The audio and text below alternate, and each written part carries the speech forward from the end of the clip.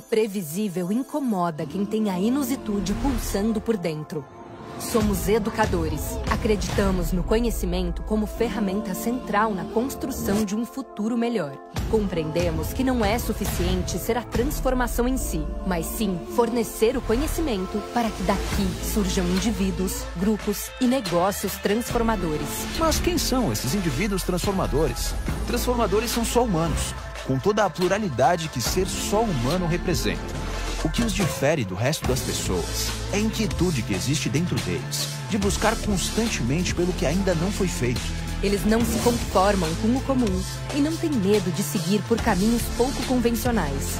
Foi de pessoas assim que nasceu a nossa história. Daqueles que passaram por aqui, já saíram e saem diariamente milhares de ideias que compõem nossa cultura e sociedade. Provocar esse espírito transformador significa muito para nós. Tanto que sentimos a necessidade de batizar esse sentimento que ferve dentro daqueles que entram em contato com a ESPM. Um nome só nosso, para expressar o que provocamos em nossos alunos.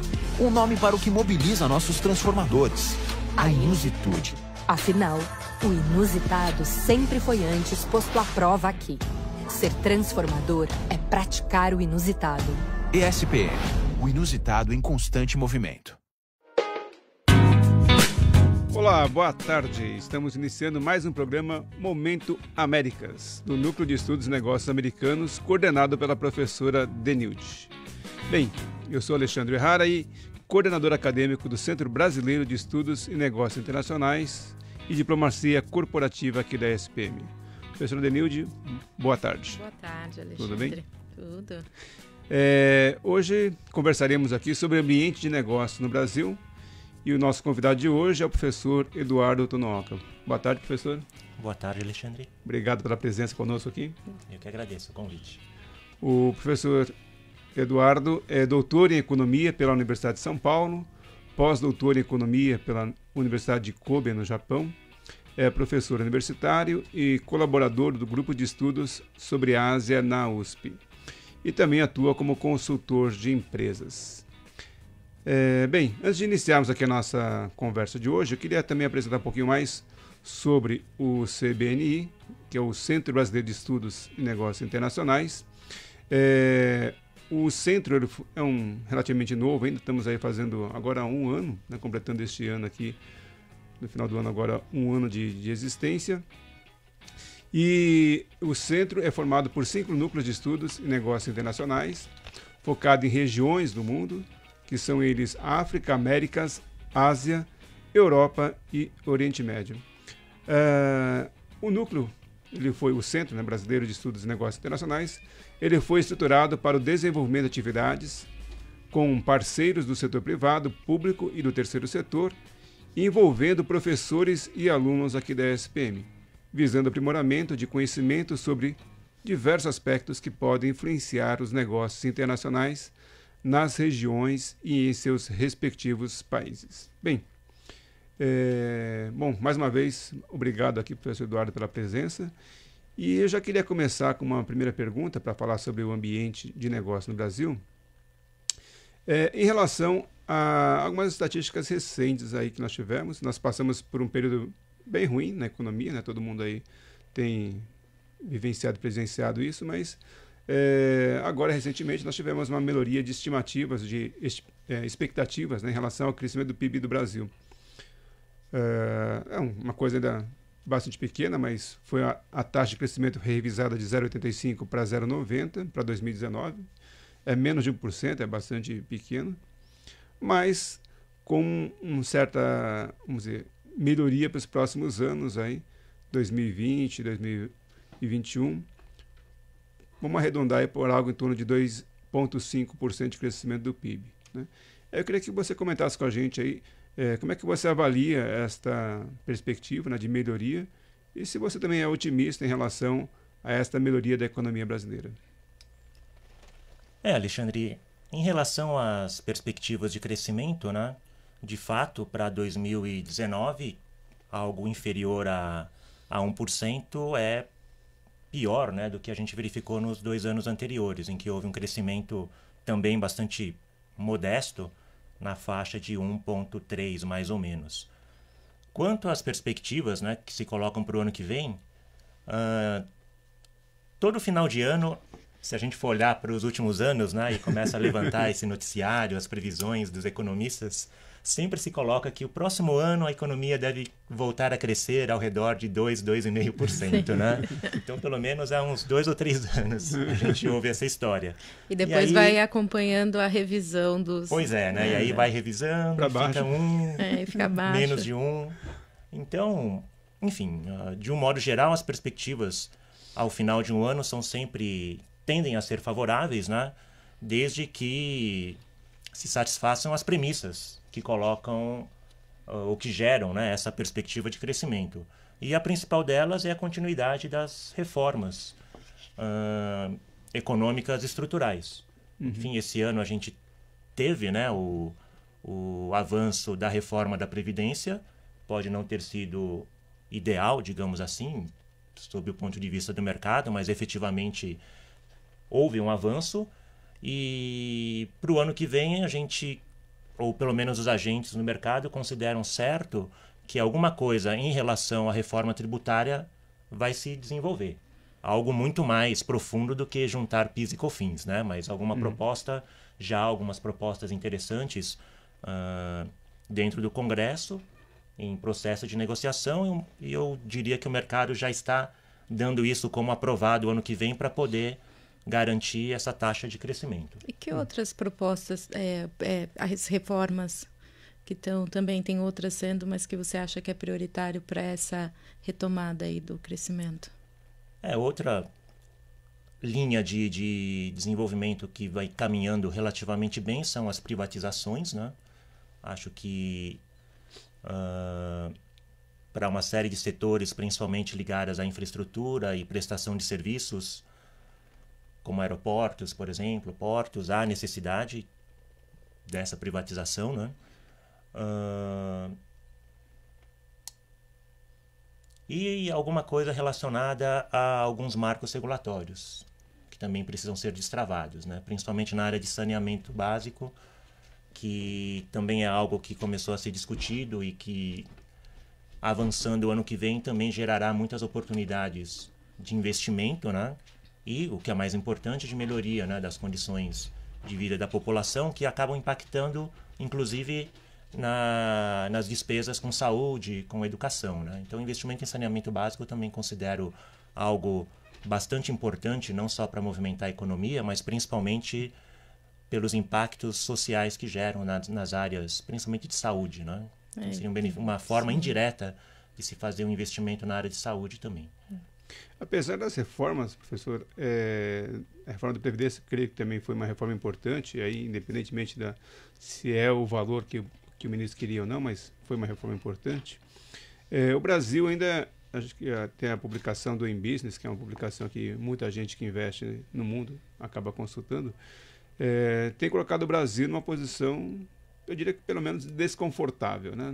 Acho que o professor conhece um pouco a classificação do Brasil. E aparentemente acho que o último relatório apontou que o Brasil ainda caiu um pouquinho mais este ano no relatório. Como é que o professor avalia esta situação do Brasil? Quer dizer, estamos entre as 10 maiores economias do mundo, mas na classificação do Doing Business, do ambiente de negócio, nós estamos muito mal classificados. Não só desse indicador, né, que é levantado pelo Banco Mundial, englobando 190 países, só para ser um pouco mais específico, né, o Brasil ficou na posição 124 esse ano. O ano passado foi um pouquinho melhor, mas 109.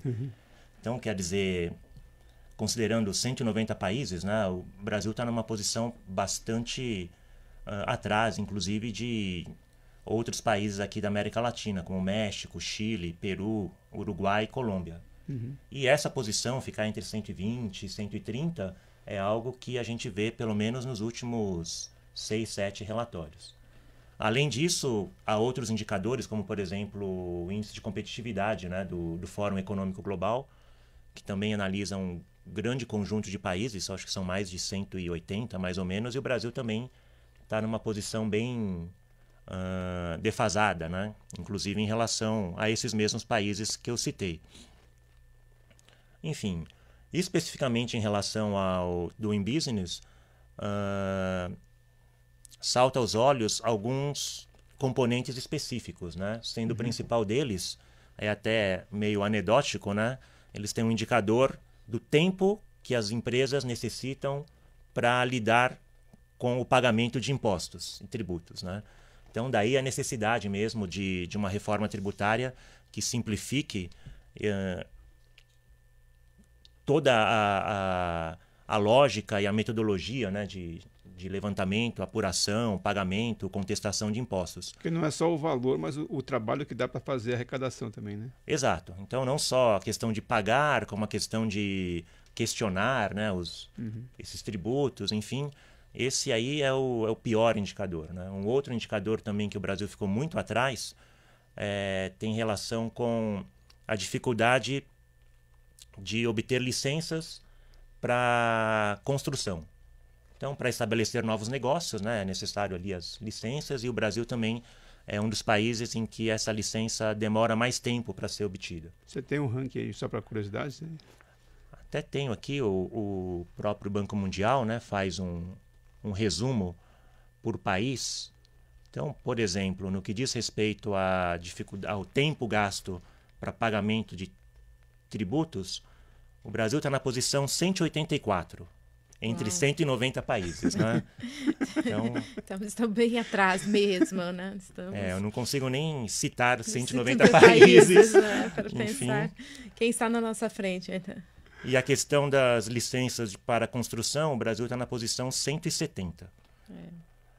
Mas mesmo, enfim, no que diz respeito, né, a várias coisas bastante importantes, como, por exemplo, obtenção de crédito, questões relacionadas à facilidade de comércio exterior.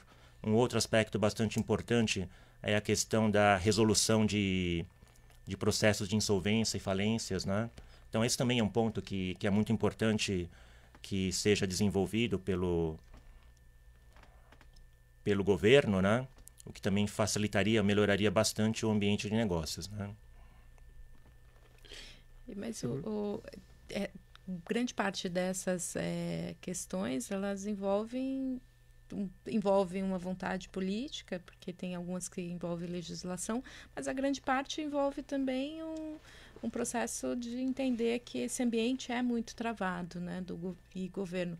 E desde de 2017, a gente vem ouvindo, eu não sei, aí a minha pergunta, se de fato, porque no discurso há essa ideia de que a gente precisa destravar, que precisa melhorar esses indicadores, mas será que já foi adotada algum tipo de medida ou medidas que possam melhorar esse ambiente de competitividade? Isso é verdade, né? Porque o termo custo Brasil, né, que serve para sintetizar toda essa dificuldade de se investir no Brasil, é um termo cunhado lá no final dos anos 80, início dos anos 90, quando houve a abertura do governo Collor, durante o governo Itamar, depois do Fernando Henrique, né? Essa questão foi bastante discutida e, enfim, a vida que segue, né? Já são o quê? 25, 30 anos, e as empresas continuam investindo no país. Muitas empresas brasileiras, durante esse período, acabaram se internacionalizando.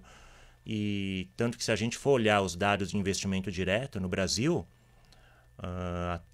por exemplo, até outubro, né, que é o último dado que o Banco Central divulgou, entraram aproximadamente 60 bilhões de dólares na forma de investimento direto. Mantendo esse ritmo, deve-se fechar um ano em torno de 70, 75 bilhões de dólares, que é uma média observada, pelo menos aí nos últimos 5 anos.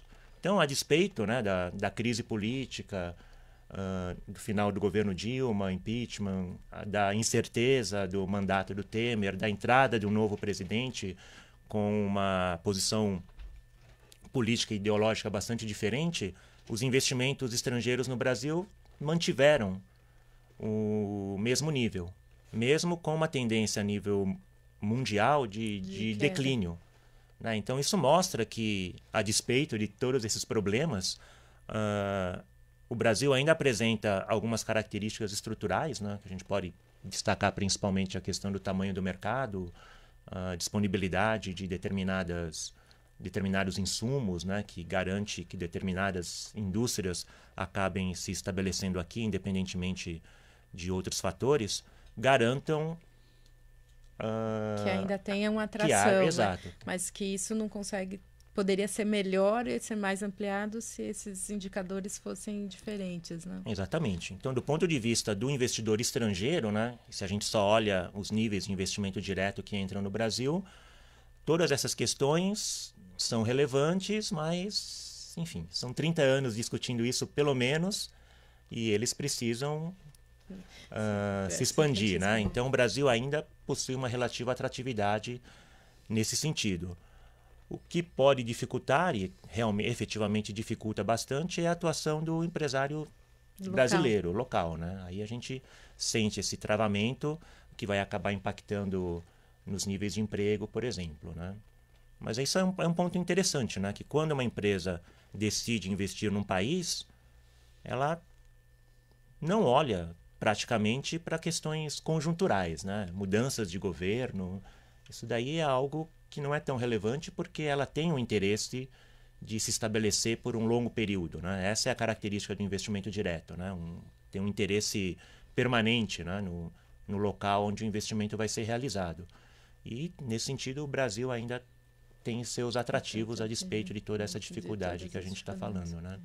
Mas se não houvesse, certamente haveria muito mais. Indicativo. Isso é meio curioso, né? Porque, bom, nesses anos todos é uma avaliação um pouco mais política, uma percepção mais política, que apesar de todos esses percalços que nós tivemos, desde o impeachment da Dilma para cá e todas as investigações, o contato com estrangeiros aqui no Brasil ou fora é de um certo otimismo, né? Porque exatamente quando você olha para o investimento direto, aqui nós estamos no meio da turbulência, então nós somos, muitas vezes, nós brasileiros, muito pessimistas.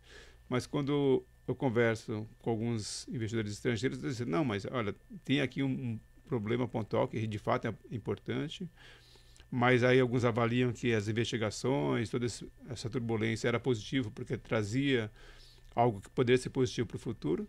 E em relação à economia, também assim, é bom, mas o Brasil é um Brasil que tem 200 milhões de pessoas, que é um mercado emergente, então vale a pena ainda continuar olhando para o Brasil, porque daqui para frente, né, o Brasil não vai ficar sempre assim e isso vai melhorar. Então, enquanto nós brasileiros vivemos na turbulência e somos pessimistas em relação à conjuntura, não que eles sejam achando bom, mas, né? Mas eles conseguem olhar no longo prazo com um pouco mais de horizonte do que a gente. Acho que isso é interessante.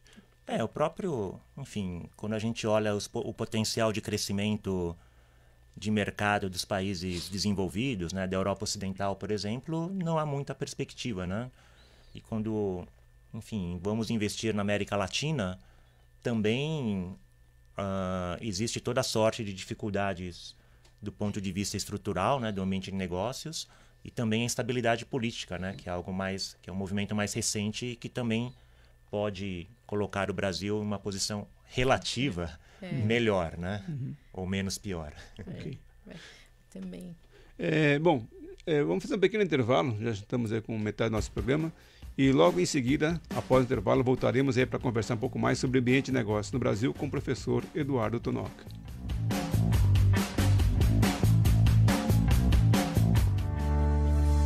A SPM ela é muito inovadora. A grade curricular era muito balanceada entre teoria e prática. Você tem uma pegada de marketing que permeia todos os cursos. Você tem tantas disciplinas. Busca justamente aplicar esse conhecimento das outras matérias que está tendo naquele curso em projetos reais de mercado. A estrutura da SPM ela é muito boa e isso faz muita diferença, porque hoje tudo é tecnologia. Tem tudo que você precisa aqui para você aprender, elevar as suas habilidades. Uma estrutura que permite você ir além. O meu primeiro estágio eu consegui através do portal da SPM. Em 2 estágios que eu fiz durante toda a faculdade, a indicação foi por professores. Professores já marcaram entrevistas para mim. Há uma preocupação em não deixar o aluno desfalcado, sabe? Se você entrar em qualquer outra faculdade, raramente você vai encontrar algo similar com o que eles têm aqui, né? É bastante intenso, mas você sai um profissional preparado, com certeza.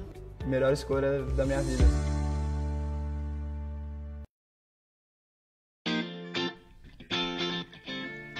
Olá, estamos de volta agora para o segundo bloco do nosso programa Momento Américas. E Hoje conversando com o professor Eduardo Tonoca, que é professor universitário e também consultor de empresas.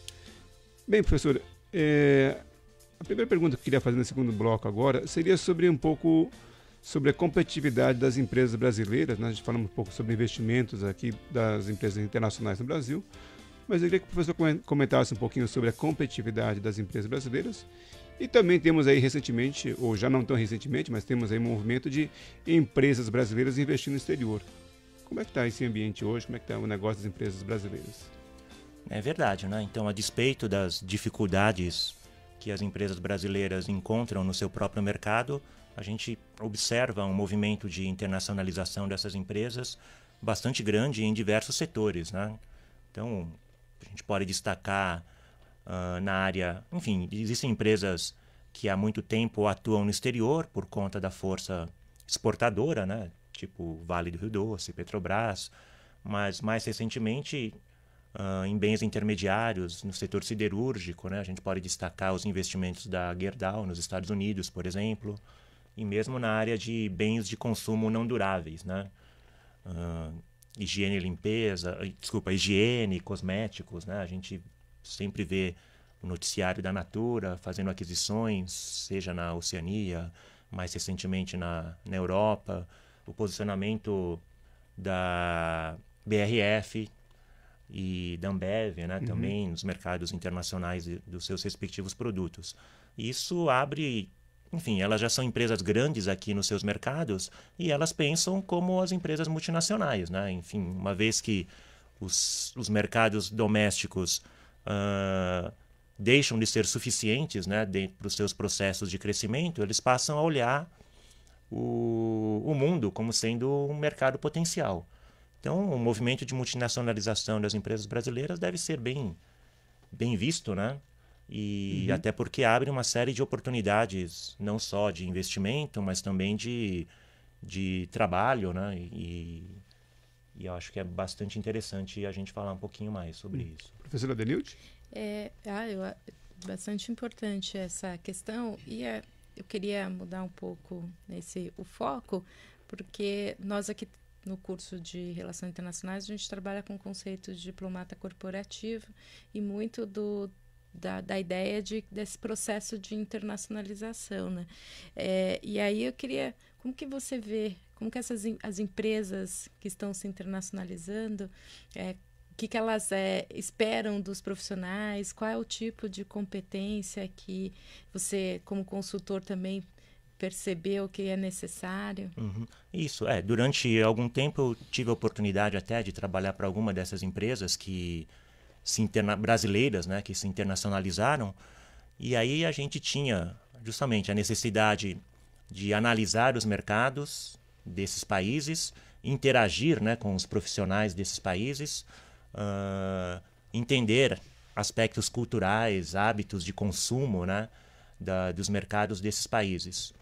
E o que a gente percebia é que o pessoal daqui tinha uma certa dificuldade, né, de fazer a interação com o pessoal desses outros países, justamente por não ter experiência, né, em lidar com essas questões de multiculturalidade, principalmente, né? Então sempre tem inicialmente uma visão de se querer colocar, né, a sua própria visão para os outros países. Exato. E quando a gente viajava para esses países, conversava com o pessoal de lá, sentia um pouco dessa dificuldade, né? Então, enfim, quando as empresas estrangeiras vinham para cá, a gente criticava muito, né, essa questão de querer colocar a cultura dos países de lá no nosso mercado, não entender as características, as especificidades do brasileiro local e tal. Então é a mesma coisa, né, acontecendo. Eu acho que é um processo natural, até porque esse movimento de internacionalização de empresas brasileiras é relativamente recente, né? Vamos dizer aí, anos 90, anos 2000. Acho que para cá,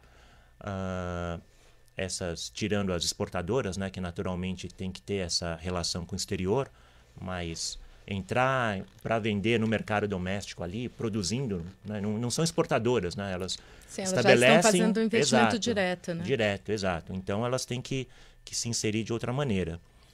E aí eu vejo a proposta de vocês, né, de criar um profissional que tem essas habilidades de gestão de negócios e de marketing, junto com essa percepção, entendimento de mundo, na questão da multiculturalidade, como sendo bastante adequada, né, para se encaixar nesses trabalhos, né, para essas empresas que precisam de pessoas que ou vão interagir aqui do Brasil, né, com o pessoal das filiais, né, de outros países, ou mesmo vão para esses países assumirem posições de gerência, enfim, diretoria até, né? É bastante importante que, principalmente no início, né, da carreira profissional, eles já terem esse conhecimento a respeito das regiões, alguns aspectos culturais, as diferenças,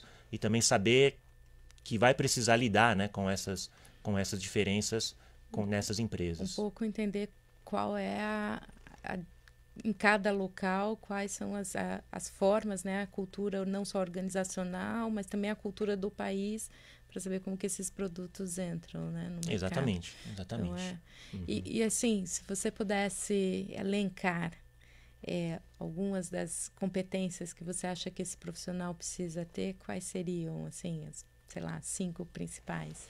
É difícil, né? Difícil? Tá bom, então tá bom. Mas a gente pode falar algumas coisas, assim, não vai ser na ordem, né? Mas pensando justamente baseado nessa experiência, vai estar a sua experiência que a gente teve, claro.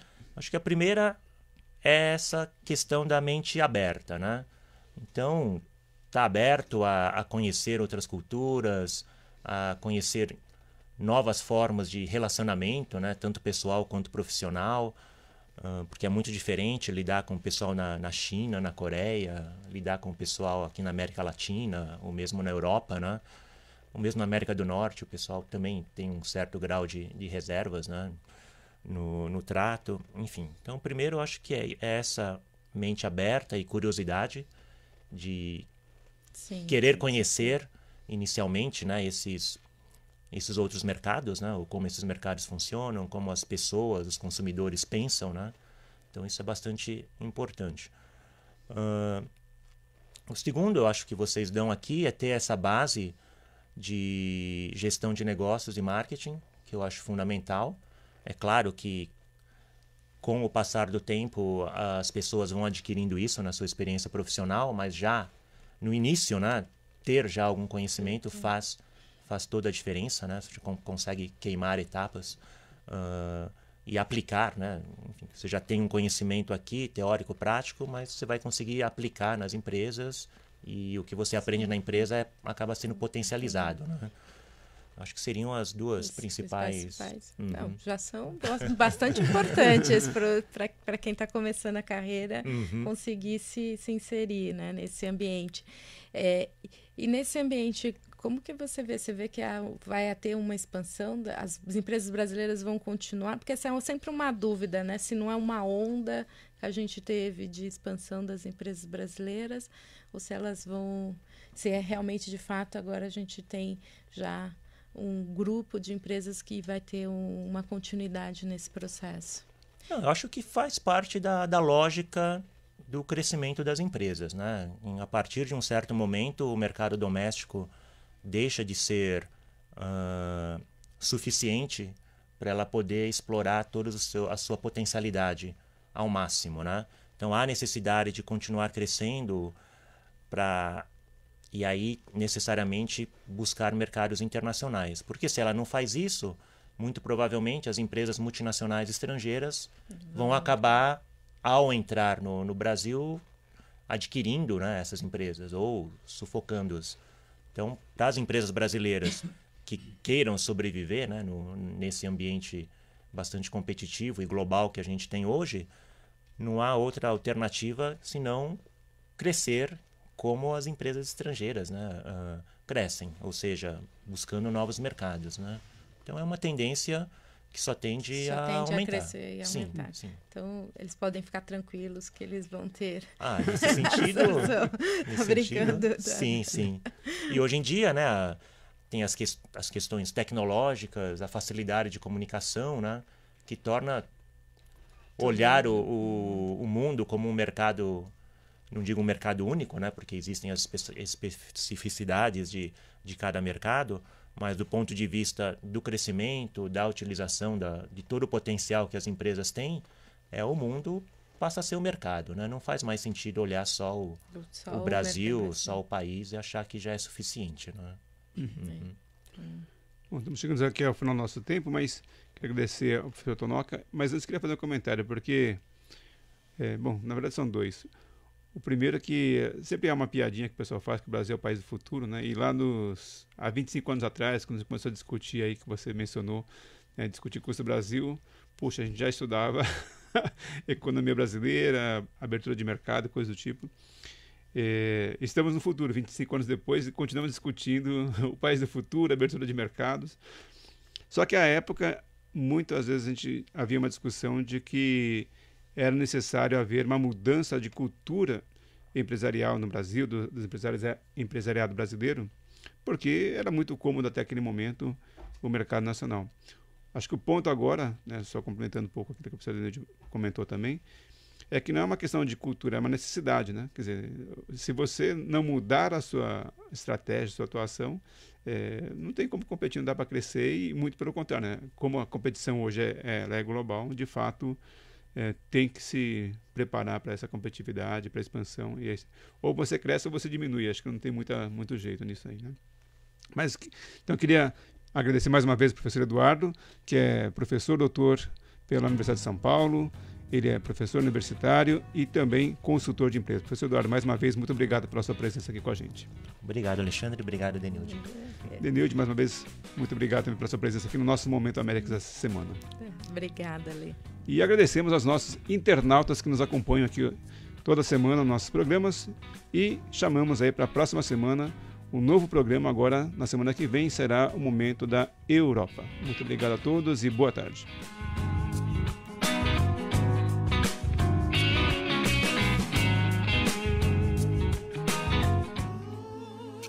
O previsível incomoda quem tem a inusitude pulsando por dentro. Somos educadores.